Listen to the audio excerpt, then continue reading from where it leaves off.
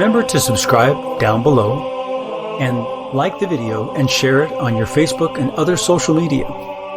And then make a comment, whether a question or a comment. We read all of them and we try to respond to all. So today I'm going to expose a cathedral as a false prophet. Okay? And the reason why I say the cathedral is because this is on the cathedral entrance pillars, and it is a prophetic vision. This is one of the three things that I'm going to be addressing in this series of videos that are being passed around from channel to channel. And this one, well, I mean, it'll show for itself. I'll pull it up here. You can see. There's a picture of it. All right, I'm just going to play this a little bit so you can see what it looks like as it's panning out. This is supposed to be New York City. This is in a cathedral in New York City. St. John the Divine. Now you can still see that they start speculating on here about what different things on here mean. You can see up here above there are the skyscrapers. There's water underneath it, right? And there's a big tidal wave coming over the top, destroying it.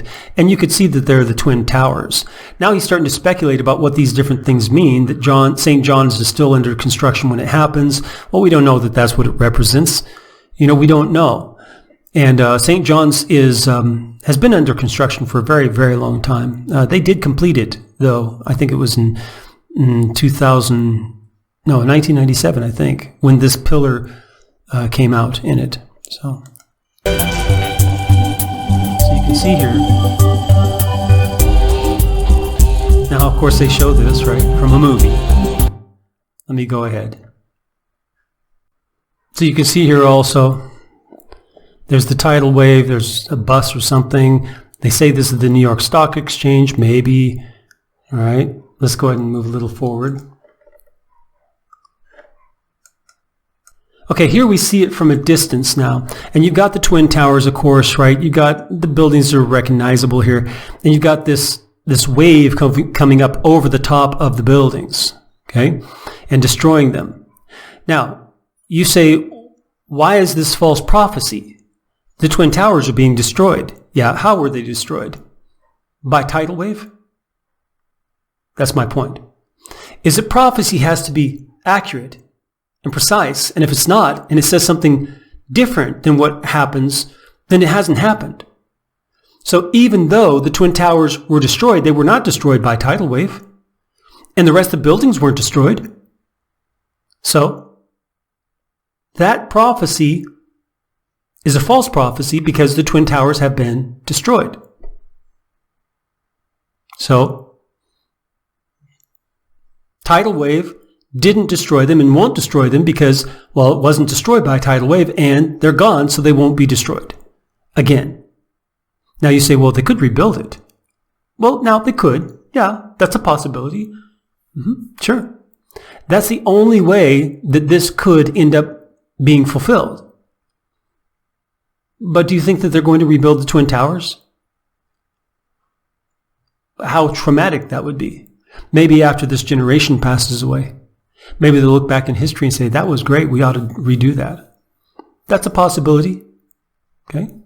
But people are using this and spreading it around the internet to say, look at this is a prophecy. It was done even before the Twin Towers were destroyed. They're wrong. Because, yeah, this was done in 1997, supposedly. I still am not convinced, because in 2001, I think there was a fire and it reopened in 2008. So, I don't know, there was something about 2001, something that happened with this. All right, let's say that it was 1997, and the Twin Towers were destroyed in 2001, but they weren't destroyed by a tidal wave. Yeah, but it was destroyed, and it was saying it was going to be destroyed. No, you can't treat prophecy like that. That is not fulfillment of prophecy. If it says it's by a tidal wave, and it's not by a tidal wave, even though it destroys something so amazing as the Twin Towers, so strong and hard to destroy, it still is not fulfillment of prophecy. Ron, you're being too hard on it. No, this is the Bible. This is how the Bible speaks about it. If they say that something is going to happen and it doesn't happen, it's a false prophecy. It's true. That's a false prophecy. This shows very specific, it doesn't just show the Twin Towers being destroyed, it shows all of New York being destroyed. And it shows it being destroyed by a tidal wave, and the Twin Towers are still there. And you say, but it was destroyed. No, the Twin Towers were destroyed. The buildings of New York were not all devastated. They didn't all come tumbling down. That's what this is showing. Show me one building among these that's going to be standing after this. Not a single one. Because even before the tidal wave has hit, they're already falling over. What happens once that tidal wave actually hits those buildings? And look, one of them's already broken. Right to the left. Right here. That one's already broken right here. Look at that. There's a big gap. It's kind of over a yawning gap. It's definitely falling. These are all falling. That's definitely falling. That's falling. These are all falling. That one's going to knock that one down as soon as that tidal wave hits. There's no way any of these buildings will be standing. Maybe there's a little one, but I doubt it. If it is standing, it'll be buried. This has not happened. So stop pointing to this and saying, oh yeah, see, in 2001, 9/11, this happened. No, it didn't happen. It did not happen. And the fact that these Twin Towers are here means that the likelihood of this ever happening is near zero. So I can at least say, I cannot say with 100% confidence that this is a false prophecy. But I can say with 99.999% confidence that it is. But my concern isn't with this being a false prophecy. My concern is with those Christians who are pulling it out and saying, look at this. Oh, wow, it was a prophecy about the destruction of the Twin Towers. It was not a prophecy of the destruction of the Twin Towers. And when you use it that way, let me ask you this. Don't you become partnership with a false prophecy, even if it's not literally your own prophecy? So what does that make you? At best, a false teacher. You're teaching what is false. You're stirring people up about something that is false, a lie. And you know who the father of lies is. Stop it. I'm not just begging you to stop it. I'm commanding you to stop it.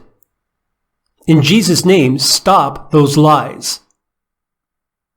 You're doing it for entertainment purposes. I'm not doing it for entertainment. I'm hearing the voice of the Lord. It's not the voice of the Lord because it's a lie. God does not lie. Jesus said who the father of lies is. And if you say that that's the voice of the Lord, then that means your Lord is the devil. Because he's the father of lies. And if someone told you this and you're calling him father, then you're calling the devil father. That's no stretch. That's exactly what's happening if you're doing that. Stop it. Someone has to say stop it. Stop it. For those of you who are troubled and stirred up and anxious and fascinated even by this, turn your heart back to the Lord. Turn back to the Lord. Don't listen to these people. Do not listen to them. And if you're one of them who's gotten sucked up into this and you're propagating it too, though usually you're on spot, you're off base. Stop propagating the lies of the devil. Be more careful and more discerning about what's good and what's evil. And those of you who cling to the truth and diligently seek it, may the Lord bless you as you seek him with all your heart. Remember to subscribe down below and like the video and share it on your Facebook and other social media. And then make a comment, whether a question or a comment. We read all of them, and we try to respond to all.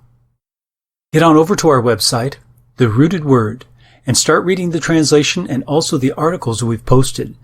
It's at therootedword.com, therootedword.com.